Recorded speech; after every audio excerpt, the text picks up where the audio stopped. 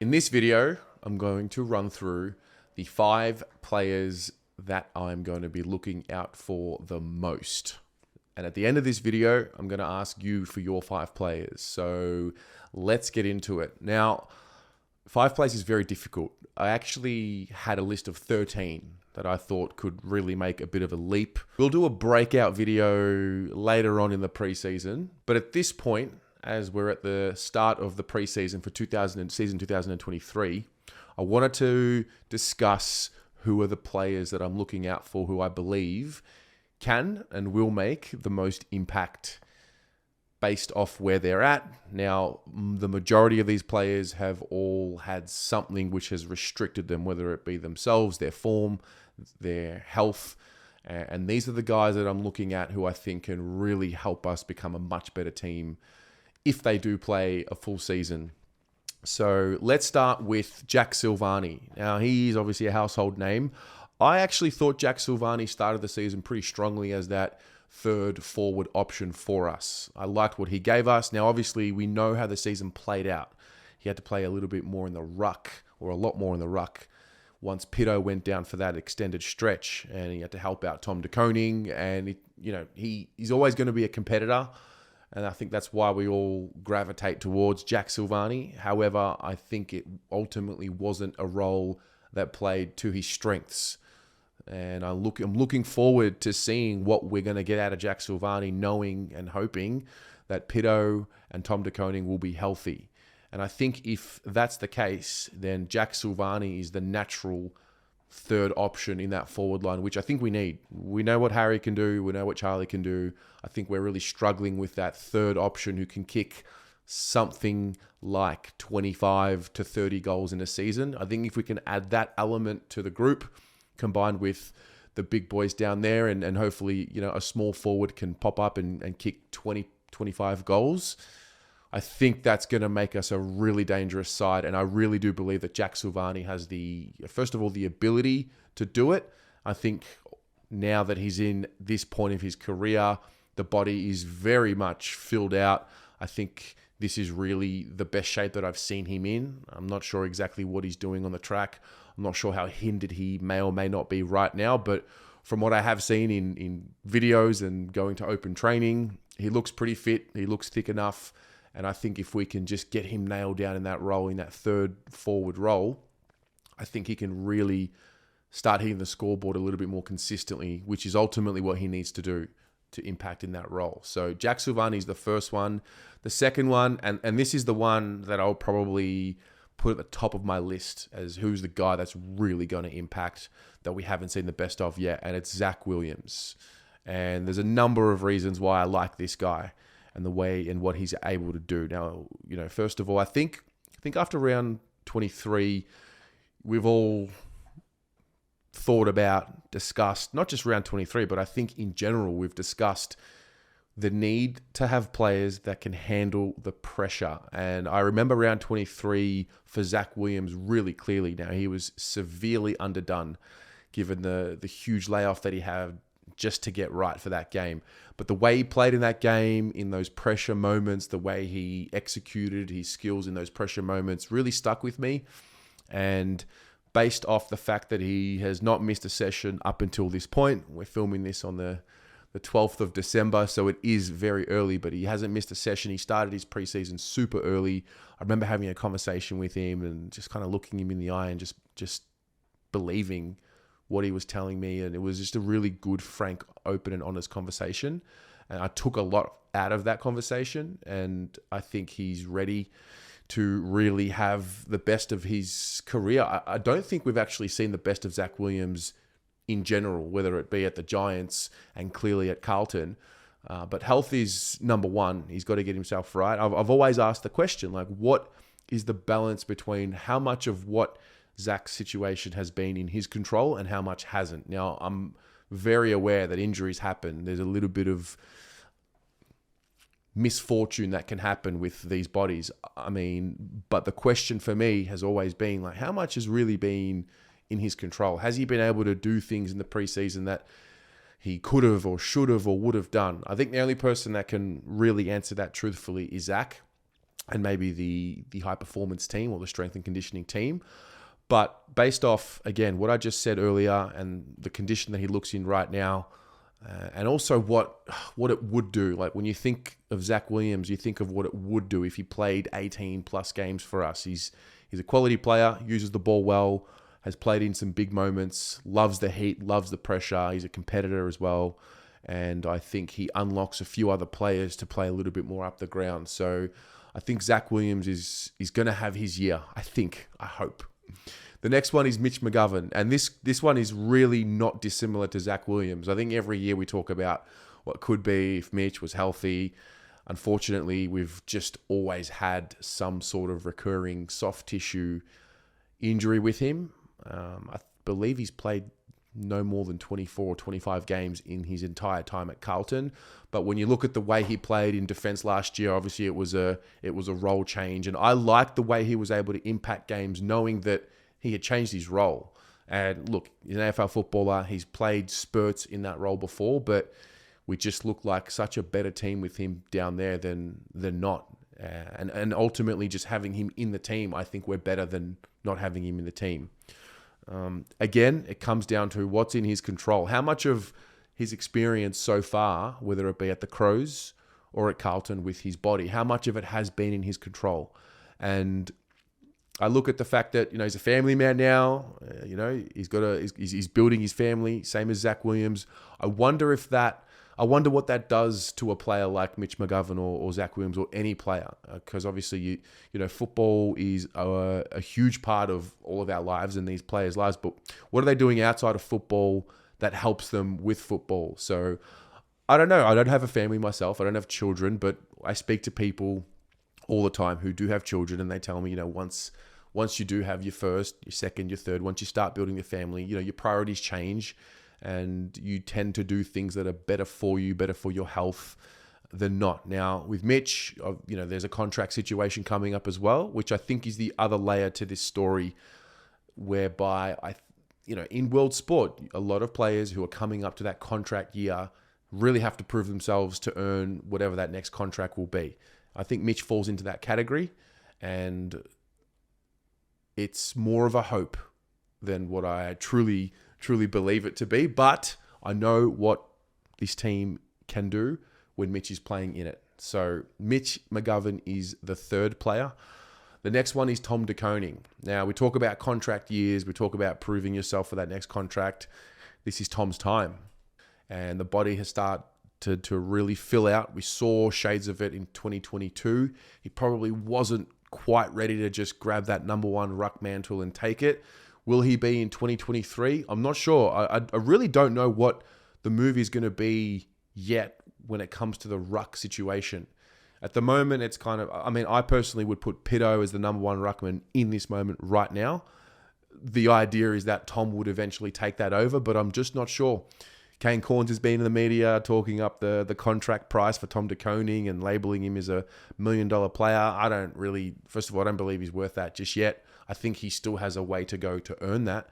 I think if we're talking about potential and capability, a ruckman with the agility and the ability that he does possess, of course, he could be a $1 million player. But I don't think that's important right now.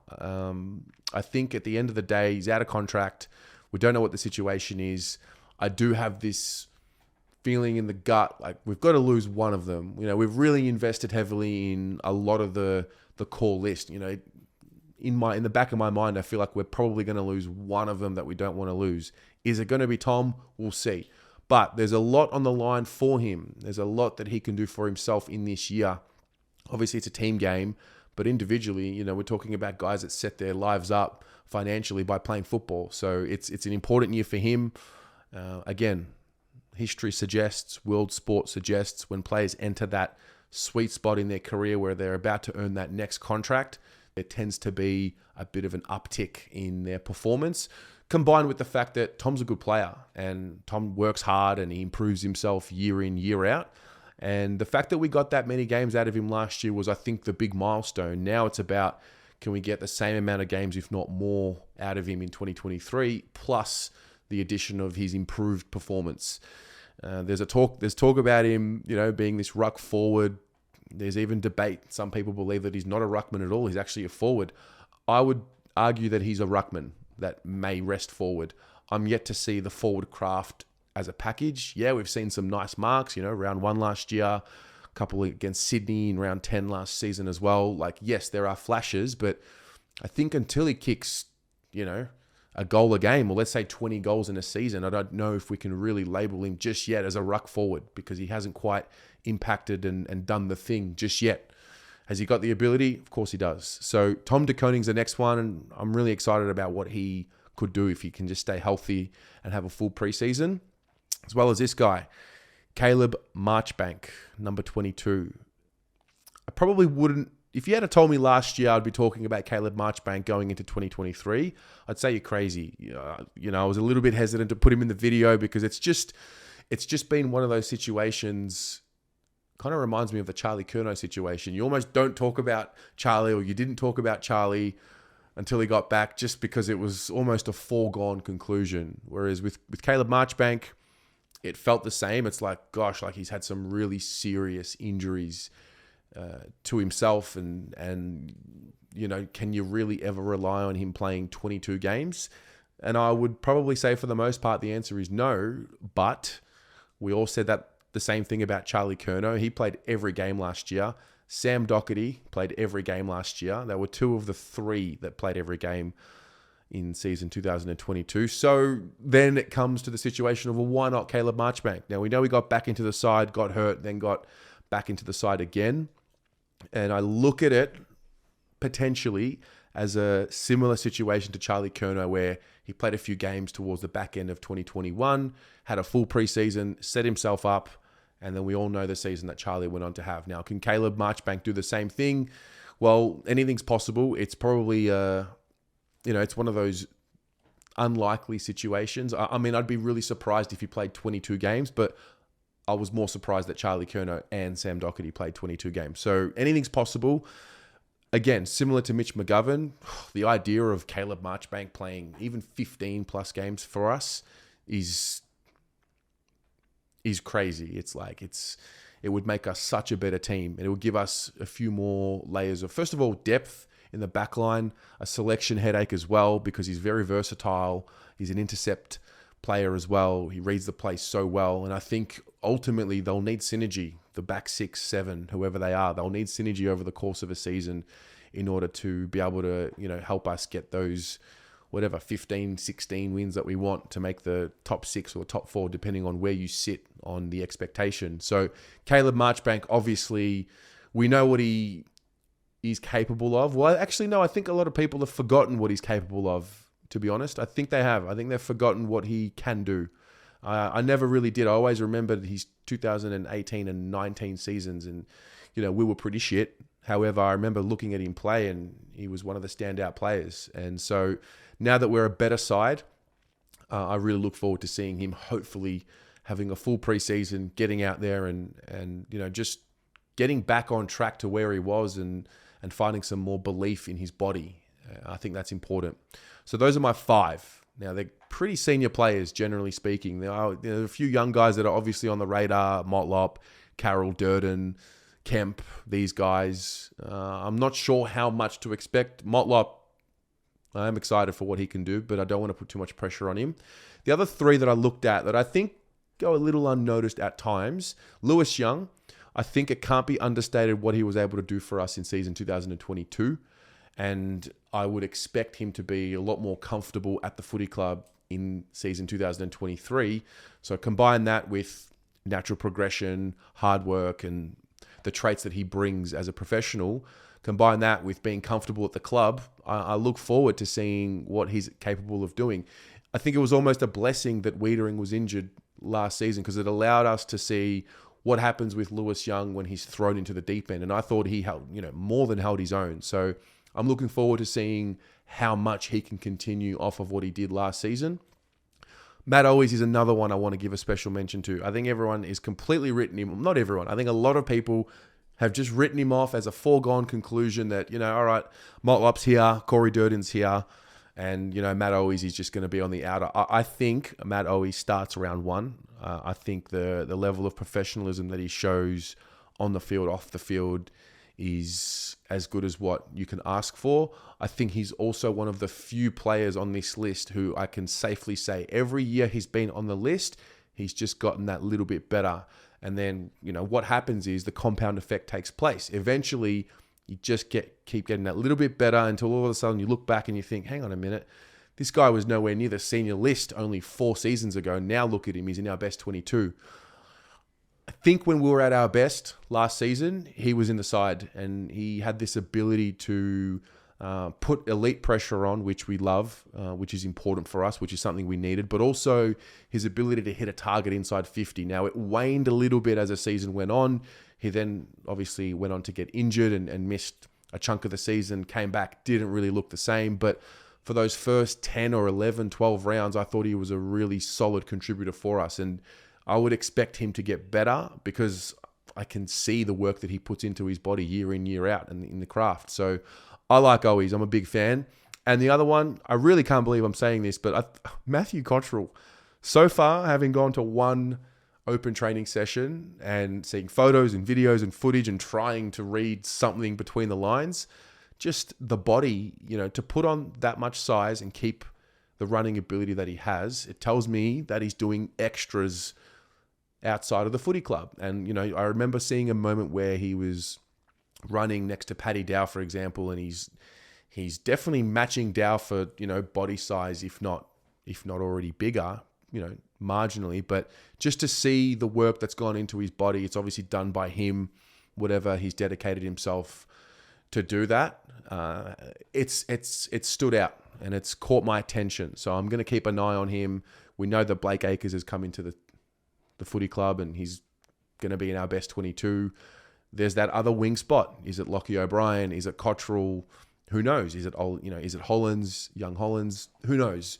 But I think Cottrell has definitely put himself just in eyes reach, and I'm going to be looking at him a little bit more closely in this preseason because I like what he's about. He's a hard worker, and I'm a real firm believer that hard work beats talent when talent fails to work hard. And I think he's another example similar to Matt Owies. Every year that Cottrell's been on the list, he's just gotten that little bit better, whether it's 3% or 5%. And again, over the course of 5, 6, 7, 8 seasons or 8 preseasons, that little bit becomes a lot over the course of time. So Cottrell is the other one that I'm looking forward to. But the first 5 that I mentioned, those are my 5. Those are my 5 guys that I'm going into season 2023. Zach Williams at the top of the list, followed by, if I had to rank them, I'd go Zach Williams, Tom De Koning, Caleb Marchbank, Mitch McGovern, Jack Silvani. Those are my 5 guys. And obviously I want to turn the attention to you. List 5 players who you think can have the most improvement in what they were able to do in season 2022. So we'll have a good discussion about that in the comments and we'll go from there. Go Blues.